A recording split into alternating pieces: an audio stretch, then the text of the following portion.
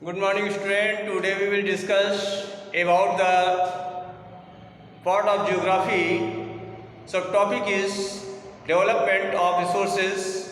आज मैं development of resources यानी संसाधनों का विकास के बारे में डिस्कस करेंगे।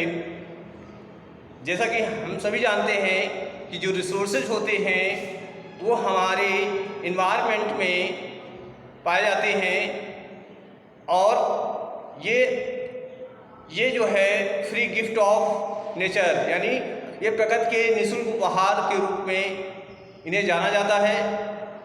तो इनको इनका डेवलपमेंट कैसे किया जाए, क्योंकि रिसोर्सेज जो है vital for human survival as well as for maintaining the quality of life. जो हमारे रिसोर्सेज होते हैं ये हमारी लाइफ को जो है लाइफ की क्वालिटी को मेंटेन करते हैं, और यदि इनका ज़्यादा से ज़्यादा यूज़ किया जाएगा, क्योंकि ये नेचर ने हमें प्रदान किया है, अगर इनका सही से यूज़ ना किया जाएगा तो ये जो है इनका पूरी तरह से ये समाप्त हो जाएंगे। तो जो है जिसका परिणाम होगा कि जो है इन्हें जो है मनुष्य सही से यूज नहीं कर पाएगा। इसीलिए जो है ह्यूमन बीइंग यूज देम,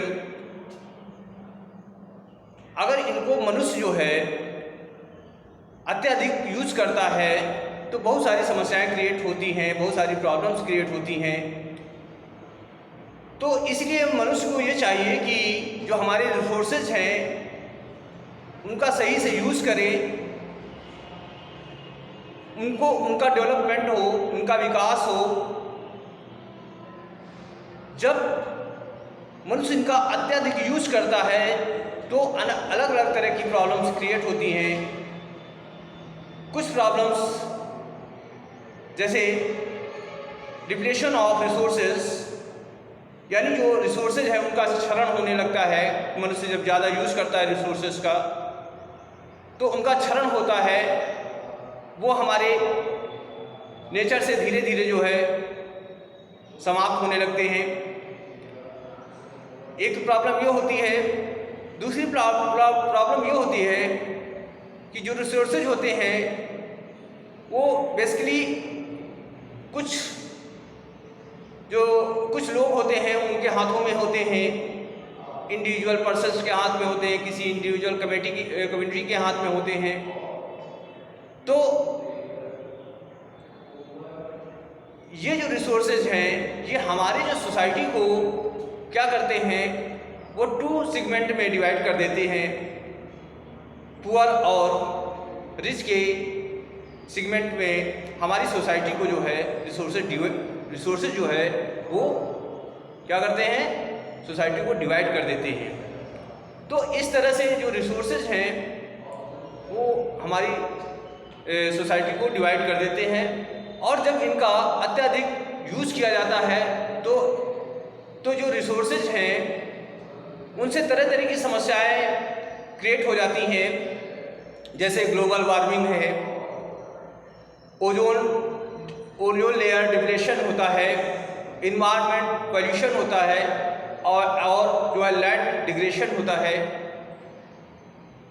ये समस्याएं तब आती हैं जब हम अपने संसाधनों का यूज जो है अत्यधिक या अनियमितता के साथ में करते हैं, तो हमारी इन्वायरमेंट में इस तरह की प्रॉब्लम्स क्रिएट होती हैं। आपको पता है कि हमारे यहाँ जो रिसोर्सेज हैं उनका डिस्ट्रीब्यूशन जो है वो इक्वल नहीं है।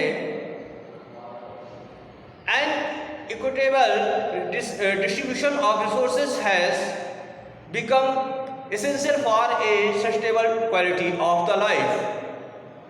मतलब जहाँ पर जो रिसोर्सेज हैं वो इक्वल हैं तो वहाँ पर समान है, तो वहाँ पर हम सस्टेनेबल डेवलपमेंट का कॉन्सेप्ट के गोल्स जो हैं उनको पूरे किए जा सकते हैं। लेकिन हमारी कंट्री में या हमारे इन्वायरमेंट में जो रिसोर्सेज हैं वो अनइवन कंडीशन में हैं, कहीं पे रिसोर्सेस अत्यधिक हैं तो कहीं पे रिसोर्सेस बहुत कम हैं। तो जो ये अनइवन कंडीशन है उससे जो है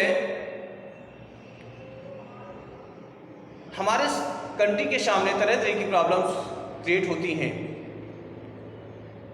जिससे कि जो सस्टेनेबल डेवलपमेंट का कॉन्सेप्ट है उसके गोल्स अचीव नहीं हो पाते हैं। तो संसाधनों को, जो रिसोर्सेज हैं, उनको इक्वली डिस्ट्रीब्यूशन होना बहुत महत्वपूर्ण है सस्टेनेबल डेवलपमेंट के लिए। What is sustainable development? Sustainable development क्या है? सस्टेनेबल इकोनॉमिक डेवलपमेंट मीन्स होता है development should take place without damage the environment and developing in the present should be compromises with the needs of the future generation. It means जो sustainable development है, जो कि UNO का concept है, उसने कहा है कि जो जिसको सतत विकास कहा जाता है, ऐसा विकास जो हमारी प्रेजेंट टाइम की नीड्स को फुलफिल करें और उनका इस तरह से यूज़ किया जाए ताकि आने वाले फ्यूचर जनरेशन के लिए भी वो रिसोर्सेज उपलब्ध हो सकें। इसी को सस्टेनेबल डेवलपमेंट कहते हैं। और जो री जेनेरियो अर्थ समिट हुआ था वो 1992 में हुआ था। ये भी जो ये था, ये ग्लोबल क्लाइमेट चेंज के लिए जो है इसको ऑर्गेनाइज किया गया था। एक पृथ्वी यानी अर्थ समिट था 1992 में, ये रियो डी जेनेरियो ब्राज़ील में है। वहाँ पे इसको लेकर के एक समिट हुई थी जहाँ पर 100 कंट्रीज स्टेट्स के जो है लोग यहाँ पर उपस्थित हुए थे। और ये बेसिकली जो था ये ग्लोबल क्लाइमेट चेंज के पर्पस से इसको ऑर्गेनाइज किया गया था। तो इसमें एजेंडा 21 रखा गया था या 21 गोल्स थे। तो इस तरह से इसके पश्चात जो हमारी और भी कंट्रीज थी जो तो इस तरह से जो है रिसोर्सेस को जो हमारे रियो डी जेनेरियो ब्राज़ील में अर्थ समिट हुआ था 1992 में, उसमें एजेंडा 21 को अचीव करने की बात की गई थी। अब रिसोर्सेस प्लानिंग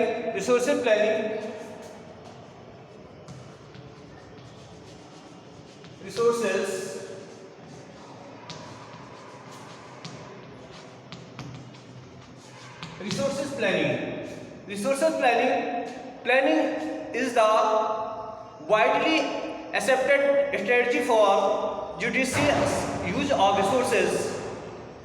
यानी रिसोर्सेज को किस तरह से यूज़ किया जाए उसके लिए एक स्ट्रेटजी बनाई जाती है। It is important in a country, ये सभी इंडिया जैसे देशों के लिए बहुत महत्वपूर्ण है। और विच हैज़ एनॉर्मस, हमारे देश में जो रिसोर्सेज हैं वो अलग अलग, उनमें डाइवर्सिटी है, असमानता है।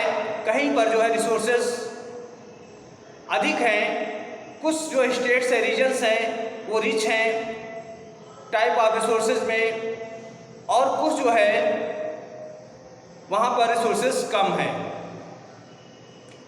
तो कुछ रीजन्स ऐसे हैं, कुछ क्षेत्र ऐसे हैं जहाँ पर सफिशिएंट मात्रा में रिसोर्सेज उपलब्ध होते हैं और कुछ जो है रिसोर्सेज की कमी होती है।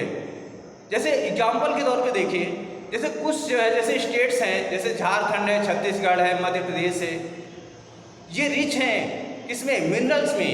ये मिनरल्स और कोल डिपॉजिट्स में ये जो स्टेट्स हैं ये रिच हैं।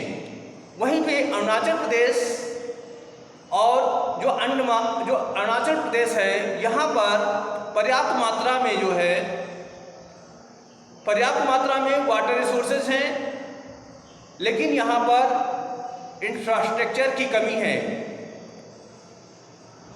इसी प्रकार से जो राजस्थान है very well involved the solar and wind energy but lack in water resources। यहाँ पे क्या है राजस्थान में कि यहाँ पर वाटर की कमी है, पानी की कमी है, लेकिन फिर भी यहाँ पर सोलर एनर्जी और जो विंड एनर्जी है पर्याप्त मात्रा में है। Cold desert of Ladakh is relatively isolated from the rest of the country.